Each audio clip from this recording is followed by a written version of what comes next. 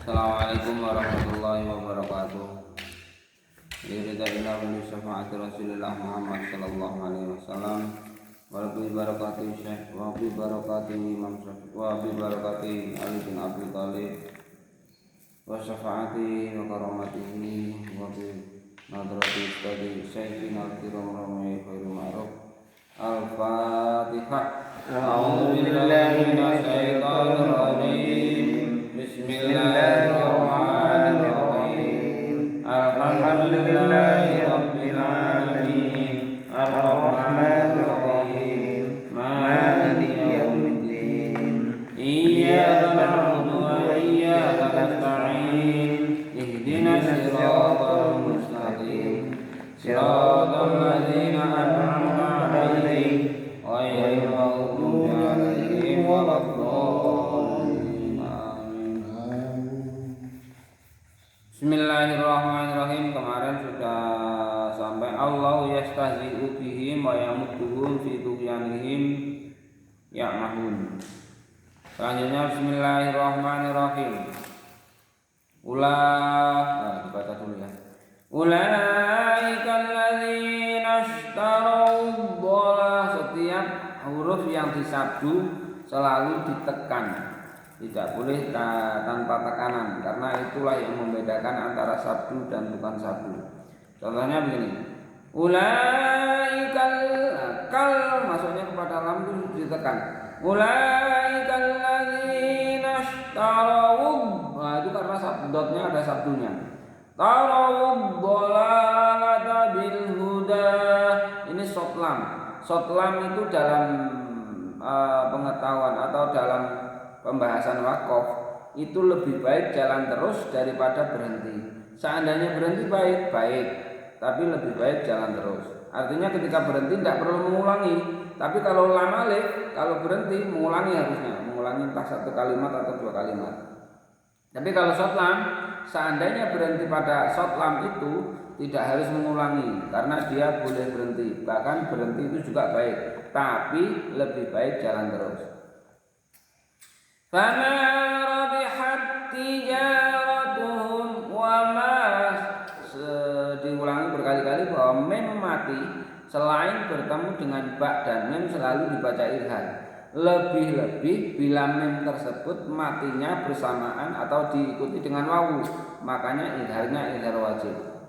Contohnya fama rabihat tijaratuhum wa ma, enggak boleh ratuhum itu tidak boleh karena itu sudah masuk pada bacaan hubungan. Jadi seharusnya rabihat tijaratuhum wa ma kanu muhtadin, seperti ghairil maghdubi 'alaihim enggak boleh 'alaihim, enggak boleh. Bahkan kenapa mereka imam-imam itu masih selalu membaca gunnah? Karena mereka mungkin belum memahami tentang hukum mem mati. Hukum mem mati bila bertemu salah satu huruf hijaiyah yang jumlahnya 28 itu memiliki ketentuan 3. Yang pertama yang pertama ikhfa, yang kedua idgham mimi, yang ketiga idgham. Yang idgham mimi itu adalah ketemu mim, yang ikhfa itu adalah ketemu ba. Selain ketemu ba dan mim, semuanya dibaca idgham. Jadi dalam mim mati, hukum bacaan dalam Al-Qur'an itu ada 3. Ikhfa, idgham, dan idgham. Hurufnya idgham dalam mim mati itu 26.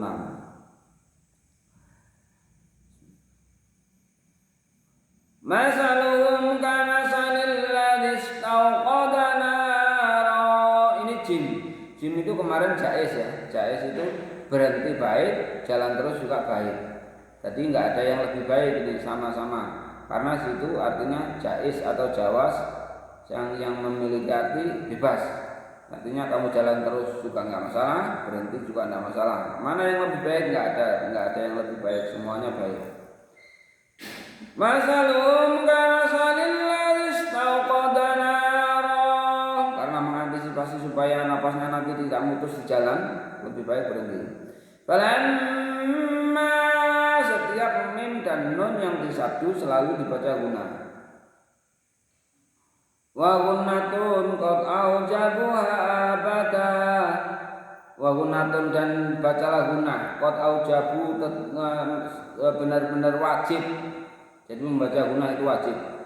Fil mimi wan nuni, di dalam mim dan nun, idza masudita, ketika mim dan nun itu tersadu. Jadi mim dan nun yang disadu itu membaca gunanya wajib. Famma adaa'at ma haulahu, setiap harakat dhammah yang dibalik itu memiliki cara membaca berbeda. Panjangnya sama dengan mat ini. Begitu juga harakat yang fathah dan kasrah yang berdiri juga memiliki bacaannya matobini, panjangnya 2 harakat. Ulangi. Falamma adaa'at ma haulahu dharallahu binurihim wa tarakahum fi dhulumatin la yubsirun. Sudah 3 ayat. Bismillahirrahmanirrahim. Mereka tadi kemarin yang menertawakan ajakan untuk mengikuti itu perintah Allah, melaksanakan perintah Allah, meninggalkan larangan Allah, itu yang menertawakan kemarin adalah ulaika alladzina istarau dhalalata. Mereka itu adalah orang banyak yang telah menjual belikan atau menjual kebaikan, membeli kesesatan bil huda, dengan petunjuk. Jadi mereka itu sudah mengabaikan petunjuk, bahkan mereka memilih dolal, kesesatan. Ulangi. Ulaikal ladzina, yaitu orang-orang banyak, istarau yang menjual belikan ad-dolalata, hal-hal yang atau kesesatan, bil huda, ditukar atau dibeli dengan petunjuk. Jadi petunjuk itu malah diabaikan, dia malah mengutamakan dolalah, kesesatan. Fama rabihat tijaratuhum, maka ketika dia menemukan jual beli yang dari dolalah ke huda tadi, wa ma kanu muhtadun, dan mereka dengan jual beli tadi mereka tidak akan mendapatkan petunjuk, hidayah, tapi karena ilmu jamak maka menjadi muhtadin, itu artinya petunjuk juga. Lalu kata Allah, masaluhum, seperti orang-orang itu, kamasalil ladzina nastau qadanaro. Mereka itu seolah-olah seperti orang yang membawa obor.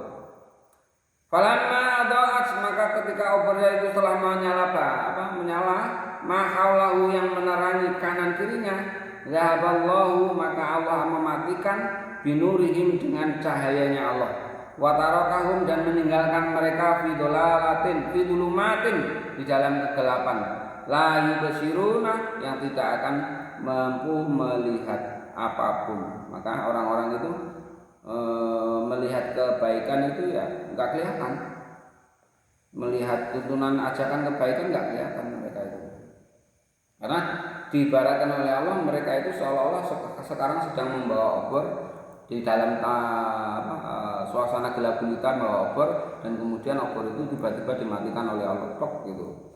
Jadi ketika itulah mereka tidak akan mendapatkan petunjuk lagi.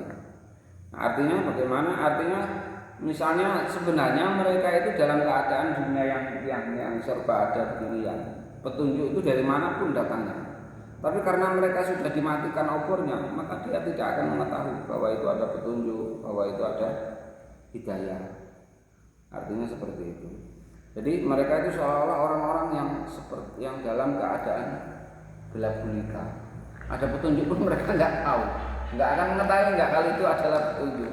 Bahkan dianggapnya itu adalah tontonan, bukan petunjuk. Mereka akan menjadi sumun tuli, bukmun dan tidak bukmun dan tidak mendengar, tuli tidak bisa bicara, umyun dan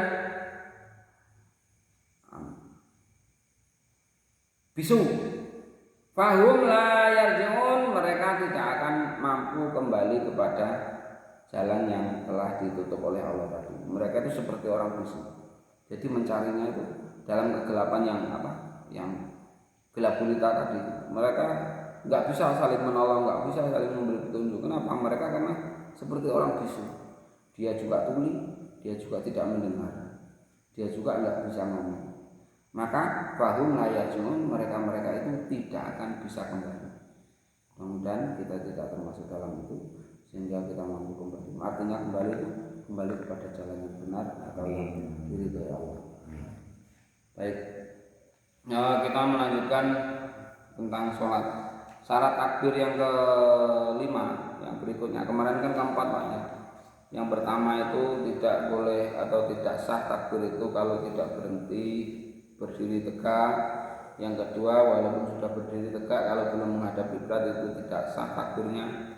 Yang keempat, tidak boleh memanjangkan alif pada lafaz Allah sehingga berbunyi Allah.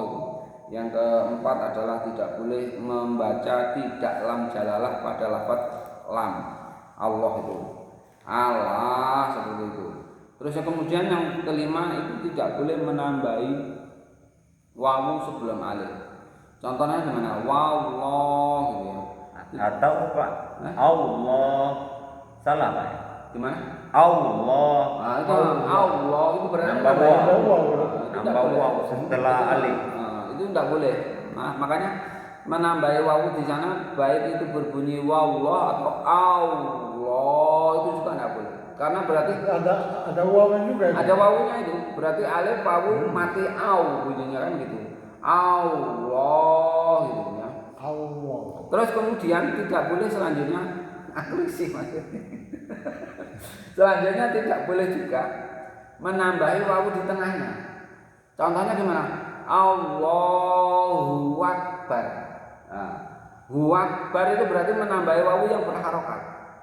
Terus kemudian juga tidak boleh menambahi wawu yang tidak berharokat. Contohnya gimana? Allahu Akbar. Nah, hu itu berarti menambahi wawu. Memanjangkan hu itu berarti menambahi wawu. Makanya yang panjang itu cuma Allah dalam kalimat Allahu Akbar itu. Bukan hu-nya, bukan. Allahu Akbar. Misalnya kita membacanya Allahu berarti menambahi wawu mati itu. Seandainya kita tidak hu gitu tapi wakbar berarti menambahi wawu. Berarti menambahi wawu berharokat. Itu yang ke-7 ya. Jadi menambahi wawu di awal itu adalah yang kelima, menambahi wawu di tengah itu adalah yang tidak berharokat, itu adalah yang keenam, menambahi wawu yang berharokat di tengah itu adalah yang ke-7. Yang ke-8, menambahi alif di dalam kalimat bar. Contohnya Allahu Akbar itu berarti menambahi alif. Itu yang dalam enggak boleh. Dan itu tidak sah. Takbiratul ihram itu tidak sah ketika kalimat tadi berubah seperti itu. Nanti kalau sudah sampai kelima berapa kemarin syaratnya takbir? 16 Pak ya. Ini sudah ke-8 berarti masih 8 lagi. Nanti setelah ke-8 nanti saya kasih tahu apa kita bicarakan apa sih takbiratul ihram itu. Ini ketentuannya sudah sampai ke-8. Wallahu muwaffiq ila aqwamit thoriq. Wassalamualaikum warahmatullahi wabarakatuh. Waalaikumsalam Pak, balik ke tajwid kasar tadi yang kasar Pak ya. Langsung. Mim nun waw ya itu idgham ma'al gunnah. Fi gunnah ya ma'al gunnah. Ma'al gunnah. Mim nun waw ya. Itu dalam non mati dan tanwin. Ya non memawu yang jelas. Kalau disingkat itu mudahnya ya non memawu. Atau berbunyi. Siapa aja.